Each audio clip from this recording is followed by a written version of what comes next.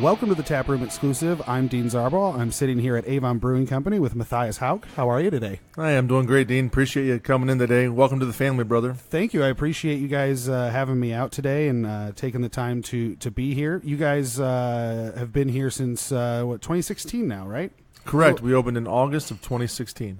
So yeah, you're coming up on 2 years now. Almost on 2 years. Yeah. Super exciting. Any fun plans for the anniversary? We do. We have several beers we're going to release. Oh, nice. So we're excited about that. Yeah. What is it that brought you into brewing? You've been here for 2 years now. What did you do before that, and kind of what brought you onto the brewing side of things? Awesome. Well, it's a good question.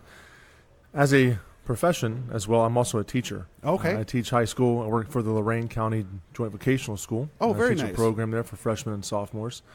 And so I've been there for 15 years. And so part of what we do is brewing is that it was something we could do as a family, home brewing. Yeah. And so we like beer. We like good beer. And like everything else that good entrepreneurs do, if someone can do it, you can do it too. Right. So, we started out, oh my goodness, probably 14, 15 years ago on a Mr. Beer kit. Nice. As most people do. Absolutely. And it was awful. But like everybody else. As most first batches are. It's true. You My choke first it batch is down. terrible. You choke it down and you figure it out. Do you remember what the style was? It was some horribly bland ale. I did a blonde ale. That's probably what it was. And you guys have a very good blonde ale. We'll get to that in a minute. But the first one I did was just terrible. So you start there. You got the brew kit, the Mr. Beer kit, and then took a little break because it was that bad, and then started picking up some extract brewing on the side, and then probably about 5 or so years ago, we got into all grain brewing. Okay. And went from a cooler system up to a kegel system, nice. And then used a nano brew system after that. One very similar to what they have at Nano Brew. Oh, nice. And then got some stainless steel conical fermenters and went the whole nine. Like I said, just to be a part of our family. My brothers Brian and Dan also, we were part of that together. And so we got together, we brewed some beer, we had a lot of fun, and we shared it with our friends and kind of did it for a good experience between the two of us, the three of us, sorry. And what made you decide to go make the jump to doing it, here at Avon Brewing Company as a business? Yeah, so a couple of years ago, actually been probably 3.5, 4 years ago now, we started brewing more for everybody else to try and to taste. And it got to the point where everybody was saying, listen, you need to put this in competitions. You need to get this beer out there so everybody can try it. And we always had this dream of opening up a restaurant with Brian. Brian is my brother-in-law and our chef here, and he always wanted to venture on his own, just kind of how that would look as a family. And so we didn't know if we were going to do something together, just a restaurant, right, or do our own beer, strictly just a tap room. And so we brewed for some people. We had some beers we gave to Paul Benner over at Platform and nice. Jerome Williver over at Black Box before they closed. And everybody was very clearly stated, listen, it's time to do this on your own. And so we decided to venture out, make some connections, and just make a big jump. Yeah, and it's paid off very well. A lot of people coming in talk about this place. You guys have a great following. We have the Barista Blonde here in front of us. Is this one of your first brews that you guys did, or is it more just like it kind of become like a flagship for you? That's a good question. And so one of the things that we've done is, of our 18 taps we typically have of our own brand, most of those we've already brewed at home over the course of those years. Recipes, tried and true recipes over the course of time. And our Gold Dust, our golden ale, was one of the ones that we did a long time ago. Okay. And kept that moving. And this beer came out of our love for coffee. My brother owns Arc Coffee Roasters in Southern Ohio, Appalachian Roots Coffee, ARC. And so he was showing me some different types of coffee he was getting into. One of them was an Ethiopian Yirgacheffe coffee, which had some really cool notes of like lemon blueberry and how it would play off beer. And so we talked about how to do that with our beer and infusing it. And so Brian, being the chef that he is, we drank some coffee. He decided to put some beans into a growler.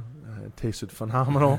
And then the rest was history. We played around with it some and came up with our own, what we do, call it a cold brew method, where we actually are cold brewing coffee with beer. Oh, very interesting. This is one of the few that I've not actually had from you guys. I've had pretty much everything. And it's really nice. It's just that night that you get that little bit of coffee. It's not overpowering. It's nice and balanced in here. And what was the idea of doing that with a blonde instead of, you usually get coffee notes at like porters and stouts and stuff like that. You don't see too many people messing into a blonde, and I like that because it keeps it nice and light. Usually ABV wise and kind of sitting in your stomach. So was that kind of part of your thinking as far as making that? Absolutely. That was the plan from the beginning, to have something different. Mm-hmm. As you said, most people put coffee in darker beers. And the method that we use, obviously, as you can see, doesn't change the color of the beer really at all. We use quite a bit of coffee in each batch, so the coffee flavor is there. It's not overpowering. We use Ethiopian Harar coffee, and we have it roasted to about full city, and we use Red Cedar Coffee over in Berea. They do it locally for us. I'm not usually a coffee drinker. I can't drink coffee by itself. You're missing out, man. I'm telling you. Well, it stems from a long time ago.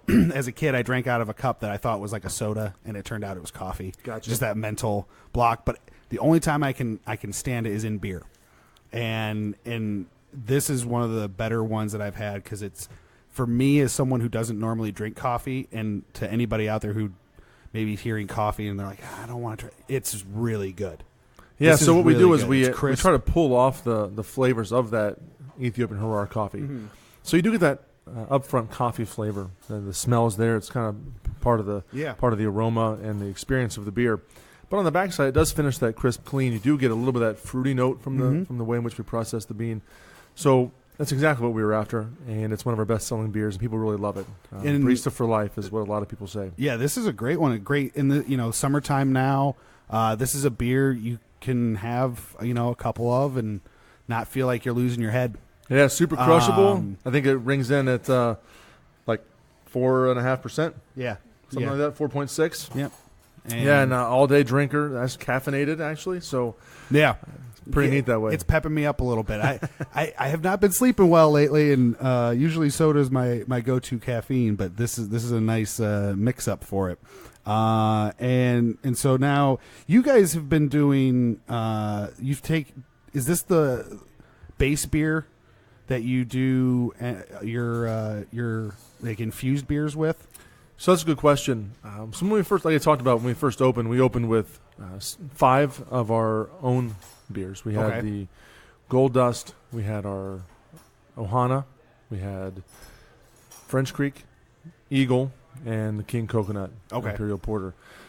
And from that, then we began to add on. So the barista did come from the idea of putting the bean into the Gold Dust. Oh, okay.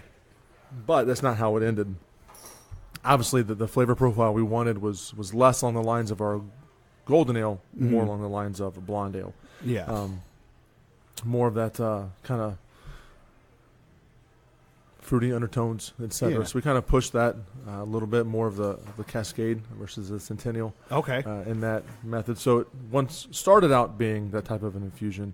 Didn't last long. Gotcha. Especially now that we're brewing on a 15-barrel system. Yeah. We just infused the coffee right in the bright tank. And when you first opened, did you first start with that 15-barrel system, or is that a newer system for you guys? No, we did. That I couldn't remember if that was that. Like, what are the kind of the fun parts of working on a system like that? Versus, that Mr. Beer Kit. What's been the experience going from that to this 15-barrel system now? Yeah, so the crazy thing is that when we talk to a lot of other brewers, which has been a great thing for us, obviously the community is a wonderful community of brewers. The funny thing is everybody looks at us as people who are like rock stars. Yeah. Luke Purcell being one of them, even in my mind, as being kind of that kind of rock star personality. And, he was mentioning a story when we were collaborating on a beer together, that he was down inside of a tank at one of the production tanks over at Great Lakes, just scrubbing the snot out of something that wasn't coming off, and sweating to death. It was so hot in there. And some Indian players were there on a tour, and he popped out, said hi to everybody, and their response was, boy, I wish I had his job. He said, if they only knew. So the fun part is that, that's what it's like. So brewing at home, whether it's matter if you're on a 5-gallon cooler, 15-gallon cooler to an nano brew system, the timing is about the same. Your day starts and ends almost the same amount of time. And so you're just brewing a much larger batch. The ability to be more exact is there. Obviously, with the better equipment, you have the ability to have more precise product. And then when your control of that product then leads to a better ending. Yeah. And it's so funny that you say it. It's like a lot of the people I've been meeting so far in the brewing world are kind of have that rock star personality, like you're saying, and it's so funny to see people that like Indians players, people we want to be. That's right. You know what I mean? Who wouldn't want to be on Jacobs Field? And I'll always call it Jacobs Field. It's the Jake Forever. Who wouldn't want to be down there playing for that team? And then for them to come in and say stuff like that, it just shows you the power of beer. It does. It brings everybody together. The power together. of craft beer, the power of the relationships, the community that we all share together. Yeah. Absolutely. What would you say, if you're going to eat with beer? Some people don't like to necessarily eat and drink at the same time. Some people like to let the flavors kind of speak for themselves.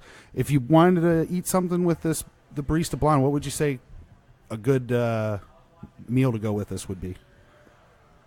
Any of our salads would be great. This is a great beer for appetizers. Like you said, it's not too heavy, so it's not going to sit heavy in your stomach.